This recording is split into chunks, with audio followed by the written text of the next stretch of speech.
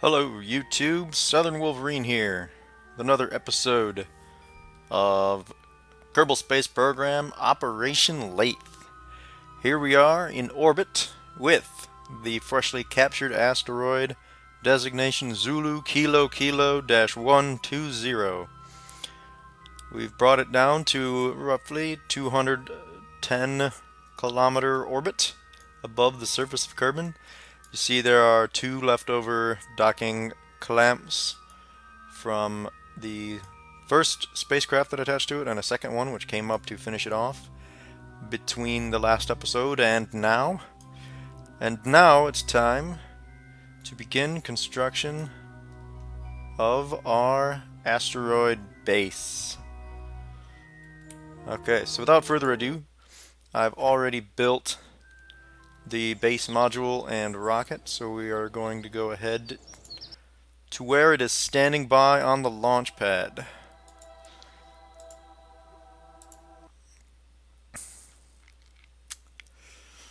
Okay, so this launch is going to be an unmanned launch. We're going to send crew up later. We have a couple of unmanned modules on this particular vehicle. I will start the launch and we will catch up with the features of this station when we get up into space and begin our docking maneuver. So this is very similar to the previous launch vehicle we made, and it's a pretty heavy payload, so it's going to start taking off pretty slow. You see we've got another one of these three tall orange tanks essentially with the new side boosters. We got the quad center main rocket, the solid rocket boosters, the extra tall ones, all very similar to last time. Three extra wide tanks in the middle, and our upper stage, or our middle stage, which is really our only upper stage at this point, is the same as the last one with the other new engine in the center of it. Really that engine might be a little bit more power than we need. I probably could have done with a mainsail or probably even a skipper in this center section, but I can always thrust limit a larger engine. I can't up thrust with a smaller one. And then of course up here is the payload, which looks small in context to this rocket, but I assure you it's actually a pretty fair start on a space station. So we're just, like I said, I'll get into the details of that as we get close. Alright, so there go the first two stages, the solid boosters and the first pair of liquid boosters as we head to orbit. Now I didn't even check the position of our base, but that's because it's in a significantly higher orbit. I can launch this thing into, you know, like a 75-kilometer orbit and very quickly catch up to this since it's far enough out. It won't be like some of those low Kerbin orbit, or LKO, that we've had to do in the past where you have to go around the planet like 10 times or something to catch up to it, or let your target catch up to you, as the case may be. So in any case, this launch system seems to work pretty well even for fairly heavy payloads, thanks to the power of the engines and the sheer amount of fuel that these massive new tanks carry. I mean, that's just a huge amount of fuel, equivalent to basically two orange tanks. You see we're building up quite a bit of speed even too as we get up here to our gravity turn, which begins now. And because we've only got unmanned capsules in here, I do have a couple of the extra large SAS modules to complement the reaction control wheel torque, because of course the unmanned capsules have very little compared to the manned modules. So standard launch procedure, here we go. The most prominent feature of this is of course we got outriggers with a couple of the giant solar panels on them. And up here you see we've got, I was a little worried about the weight of this and potentially anything that might be attaching onto it. We got a docking port, a big one at the end. We got small ones at the end of these outriggers. So I was a little bit worried about the stability, so of course that results in this prominent 4 grabber arm connection, and hopefully we can get at least 3 of those to connect, depending on the topography we actually attach to. We may not be able to get all of them, but and 2 is not ideal, but if we can get at least 3 of them to attach to one of those fairly flat areas of the asteroid, we'll be in pretty good shape. And it should be pretty stable. I don't want later for something to dock into it, only for that connection to crack off and go send the station spinning off into space. That would be fairly unfortunate. Alright, so it's starting to get up there nicely, so we will go to phase 2 of the gravity turn. And actually, while I'm doing this, I'm going to go ahead and set the asteroid as our target and check the inclination. We're a little bit negative there. It's because we're kind of drifting. Well, we can correct for that. Not a big deal. We're not in an ideal spot to correct that. Oh, I gotta get rid of that stage. Totally not paying attention. Looking ahead too much. Looking ahead.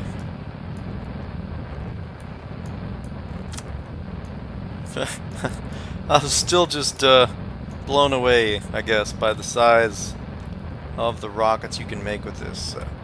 In previous versions, before this asteroid reader mod introduced these giant parts and extremely powerful engines, in order to get particularly heavy payloads into orbit, you ended up with basically a pyramid-looking rocket. You had to keep tacking on external engines in order to get enough thrust to get these giant payloads and their transfer engines and stuff like that off the pad and into space. With these giant ones, it makes verticality, tall, relatively skinny rockets, it makes verticality a much more viable option. And even now, with all those booster rockets thrown off, this is still moving reasonably well with just this one engine cluster. So it kind of changes the dynamic of the launches, actually. Like I said in a previous episode, it's a little bit of a shame that the previous king of thrust, the mainsail, has kind of been superseded, but the mainsail had to stand aside for newer and greater and more exciting things, I guess. So, in any case, the launch is proceeding quite well, and I think you get the idea here. This is going to work just fine. So I'm going to go ahead and, well, do I want to cut this? I guess I'll cut this and catch up with you as I'm preparing to encounter with the asteroid.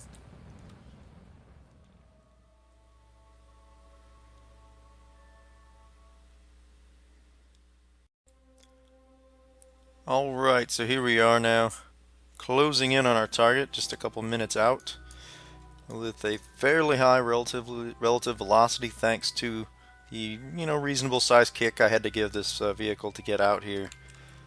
But we're going to be in about a 5-mile distant encounter, which we can correct for fairly readily.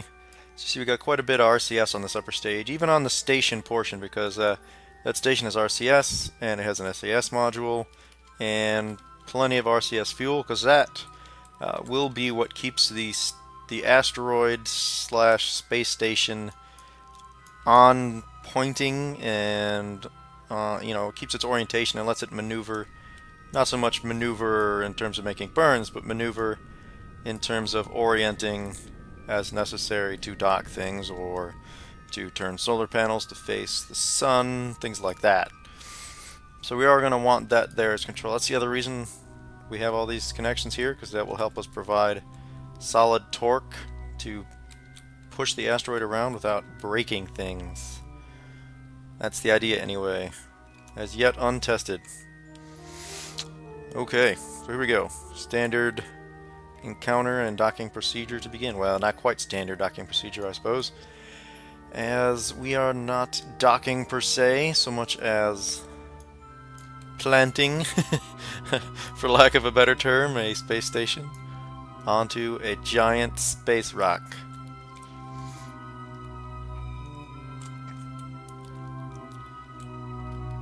Okay, so we're just going to give this the littlest bit of burn, and then fast forward. We don't want to take any chances with massive overshoots or something like that, so we don't want to get much past, say, 20 meters per second, and we'll just correct on the fly with the judicious use of a little bit of fast forward. Maybe a lot of fast forward. Okay, so let's just keep it pointing. Yeah, the RCS turns out to be a little bit unbalanced on this.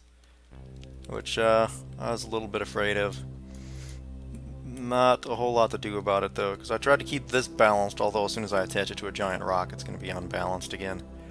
But it should still have enough control authority to give us some control over the attitude of the asteroid. Okay, so just getting oriented to get our capture burn. My inclination was a little bit off, was the problem with this this encounter, but I didn't feel like doing a correction burn to correct for 0.5% of inclination over such a short distance, you know, relatively speaking. So we just I'm just correcting here at the encounter. And it looks like we might actually have gotten a little bit lucky in that this, I believe, is the flat face that I had in mind to plant this bad boy on. There are a couple of flat areas I kind of scouted out while I was bringing this thing in. And I think we can get these clamps on there pretty solid. And then we'll reorient it so that the solar panels point towards the sun, which should give us a constant supply of power, which will have to be, you know, corrected from time to time, of course, in the manner of such things. And here we go. Very slow, absolutely no using the the engines at this stage. And I'm not sure if I want to switch to fine controls or not, because I have a feeling it's going to take all the RCS we can get to maneuver this thing around. Alright, let's go ahead and deploy the grabbing arms. Yeah! Yeah, of course it looks cool when they're all set on an action group like this. Dunk, dunk, dunk, dunk, clunk. Yeah. Alright, so I guess while we're closing a little bit about the space station, we have a couple of giant solar panels deployed like so, which I will stow again before we get to dock, just in case the shock tries to break them off. As I stated, we got a number of RCS thrusters locked on there. Here's one of our large SAS modules. Here's our new flag, Operation Laythe, with an asteroid being grabbed. A couple of big RCS tanks. Here's the disconnect, so this is the launch engine, the transfer engine, and the rest of this is going to be permanently part of the station. This will stay on for a while at least as a, you know, reservoir of fuel for anything that were to come up here and dock. Be able to refuel and go wherever. And the rest of this is basically just crew habitation. So we got a science lab here, more for just the hell of it, and a hitchhiker storage module, and various station lights which we will light up once we dock with the asteroid, and just to see how it all looks when it goes together.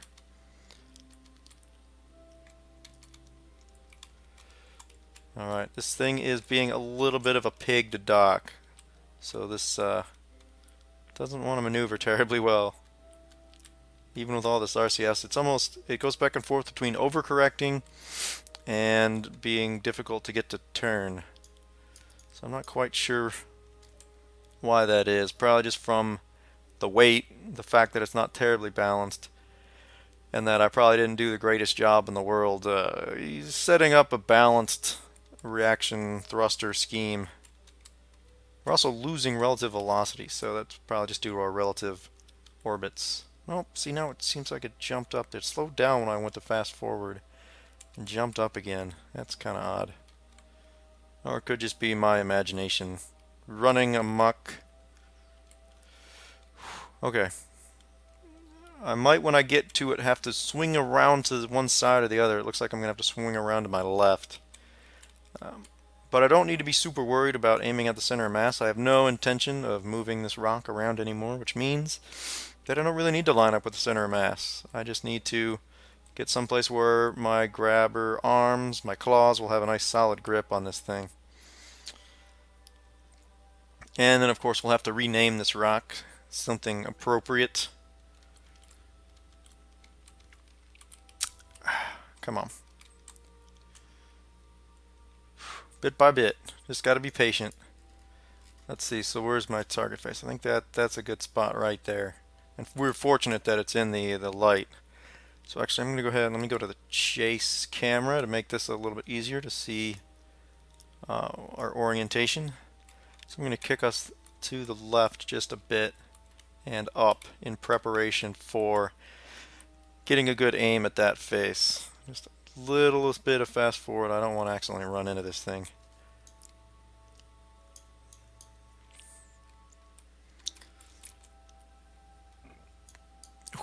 Very cool. I could almost just go and detach this and just bring this in under RCS. But I would like to keep this fuel on hand. If it proves too difficult to maneuver, I might just do that. Just get rid of this big, heavy fuel tank on my back. Alright, so let's slow down relative velocity. Oh, I love that. Look at the shadow creeping up onto the asteroid. Those big, creepy grabber arm silhouettes. Alright, let's kill this relative velocity. Okay. Ooh, we're a little bit closer than I really intended to be there. Whew, we almost, well, okay. Wasn't as bad as I thought. Still a little bit close for comfort. Okay, so let's see. The surface is not quite flat, so I want to kind of get above it and look down on it.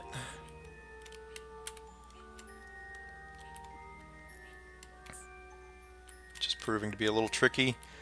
Our lateral controls are where the real problem is with this thing, in terms of its maneuverability or lack thereof. Alright, well, I guess worst case, we clamp on, find that we didn't get a good connection, release, and try again. We might be able to walk it. Oh, and of course we're going to go onto the dark side of the planet. Okay, so now's as good a time as any to light up the station lights and see if that's going to help us at all.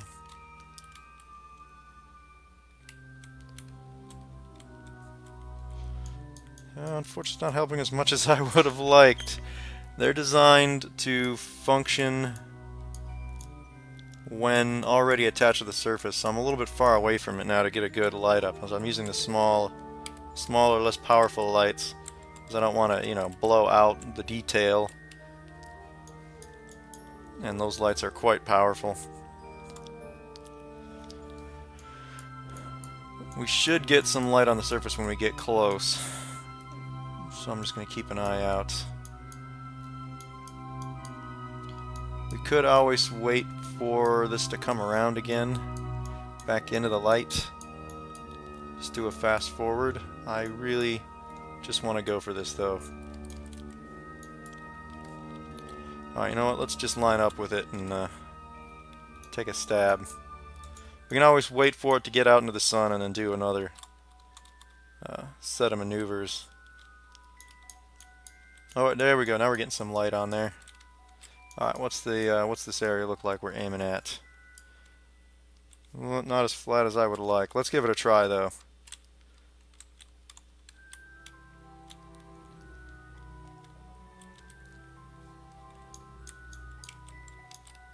Ooh, there we go. Now the lights are doing something for us. I do want to be... Whoa! Oh, did I get it? Oh! Alright, now which of these connected? Let's see. It looks like we did get a nice multiple. Okay, this one didn't grab. We got a release on this one. Hopefully I came in straight enough. Nope, that doesn't say release. Okay, looks like only one of them grabbed. That's a little bit of a problem. So what I'm going to do is I'm going to release that one back up just a little bit and tilt it down, because I think that will bring these into contact, and I hope then that more than one of these will actually grab. Alright, so let's just, well, before I do that, we do have a connection, so I'm going to quick save just in case. Alright, so we're going to release. We're going to back off just a bit. Pitch down a few degrees. And ease right on back in there. Let's reset that as our target so we get the correct velocity showing. Alright, that see, it looks like we're not on as flat a spot as I was hoping for, but we should get a couple of grabs here. Assuming, of course, that it does that. I don't see why it wouldn't. You can get multiple docking ports to connect. Darn it. This is a little bit frustrating. Did I at least get these two? That says release. Okay, we got two of them. That'll do for now. I might come to this later and try to get the other two to connect. But for now, this will do just fine. Alright, so now we can go ahead and rename this asteroid. And we are just going to call it the Rock.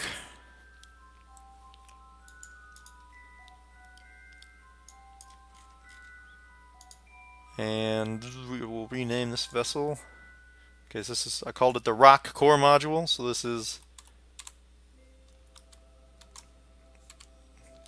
Bob Kerman Orbital Station, aka the Rock. And we'll designate it. Ooh, I could designate it as a base.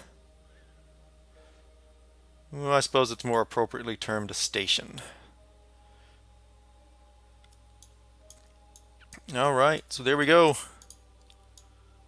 There's our space station. Let's get this thing around into the sunlight. Let's see what it looks like. It's good to see that we do in fact have light on the surface from our station lights. Here, let me turn the RCS off. We shouldn't need that to maintain any attitude.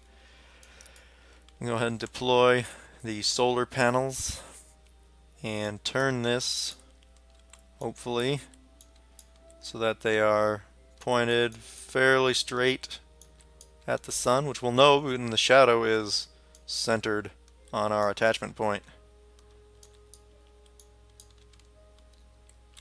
There we go. Good enough.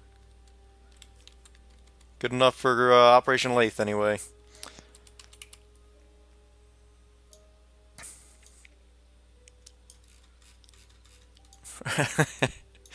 Now I haven't decided yet if I'm going to bring out more modules, maybe to stick more RCS onto these existing ports that are already here. I'm not sure. I might have to do some tests to see if once they're attached to this asteroid, even if they're not connected directly to each other, if multiple segments, multiple vehicles can actually share resources as if they were sharing them through the asteroid. In other words, I'm not sure if this counts as part of the ship or not. Like if there were something docked here, I don't know if I could transfer RCS fuel over to there or not. It'll be interesting to find that out. It'd be kind of cool if we could. You know, it's as if we ran connecting fuel lines over to these extra docking areas or something like that. Not sure what else I would put on here, but I might put some more ports over here for more fuel tanks or something like that. Yeah, whatever, I'm not sure. But the next step will be to bring up the first crew members. Members, I'm not sure. Probably bring up a couple of guys just for fun to staff the various modules and pick out a Kerbal to command the space station. So I'm going to go ahead and do that launch and be right back.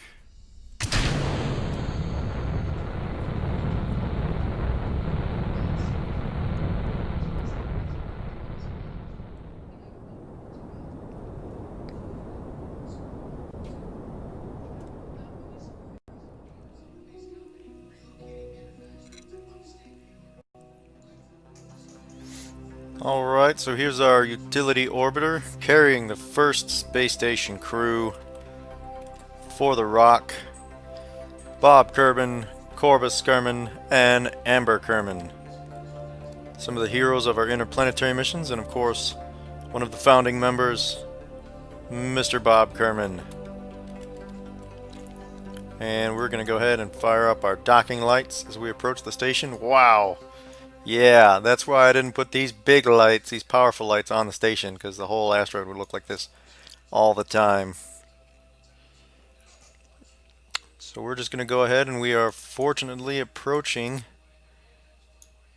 towards one of our docking ports there. I'm going to set that as the target. And just head over towards it.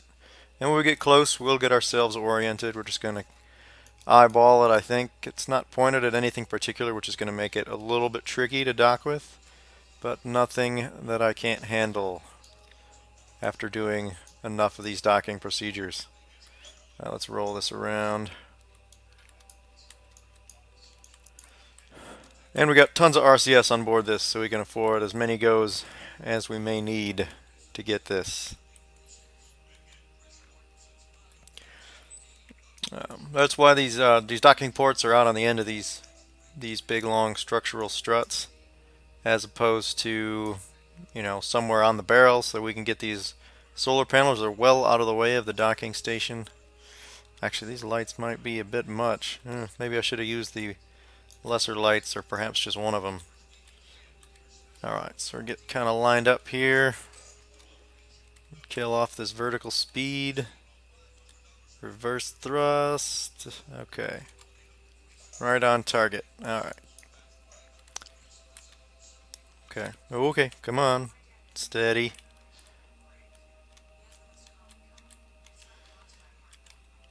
Whoop, whoop, not what I wanted to do. Okay, we gotta slow down. Too fast, too fast, too fast. Okay. There we go. How we doing? Whoop. Oh, oh, close enough, I guess. We are doing well enough for it to count. Alright, let's go ahead and shut these lights off. Alright, because they're kind of too powerful for what we want. We're just looking for a general illumination of the spacecraft from these, you know, smaller or lower powered square lights. Okay, so there we go. We've sent the first crew up to the station. Alright, Bob Kerman, you're up, sir. You are going to be the first aboard. Take command. Of course, we're assigning our veterans to command the space station.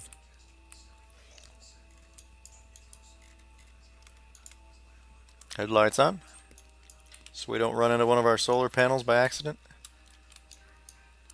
Alright, nice and easy, Bob. I know the jetpack, not your favorite thing. But I also know Bob here likes, whoop, whoop, whoop. He likes his space rock collections. And this here is the ultimate space rock. And after all, the space station is named after him. So he's going to go ahead and jump right on into the science module. And then Amber Kerman. Let's maybe if we switch cameras, this will be a little bit easier. Oh yeah, this should make it easier to get him onto the ladder. Alright, let go. Thrusters on. And we're going to try and get Amber here. I think this was Amber. Yeah. We're going to get him into the hitchhiker module.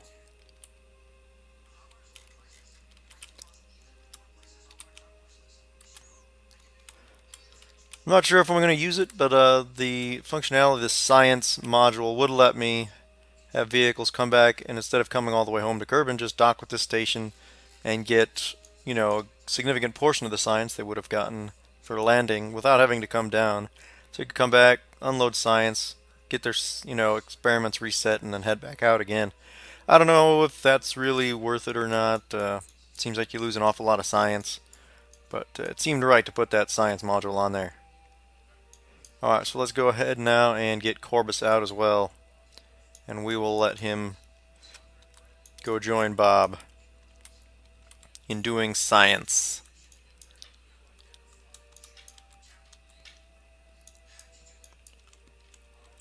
Whew. Here we go. Now, it'd be kind of cool if we could set something up so that there were just ladders, and if you docked it right, you could just take ladders right off of one vehicle onto the other. That seems like a bit more trouble than it's worth. Perhaps if there were some extending ladders on this that would get us nice and close, that might help. But really, that's kind of more trouble than it's worth. Once you get used to the RCS controls, it's just easy to fly guys over. So there we go. I think that'll be it for this episode, as we see a solid beginning to Bob Kerman Space Station, also known as The Rock. So, thank you for watching. If you liked the video, please like the video, comment, and subscribe. I am Southern Wolverine from orbit around Kerbal Space Program at the Rock Station. Good day.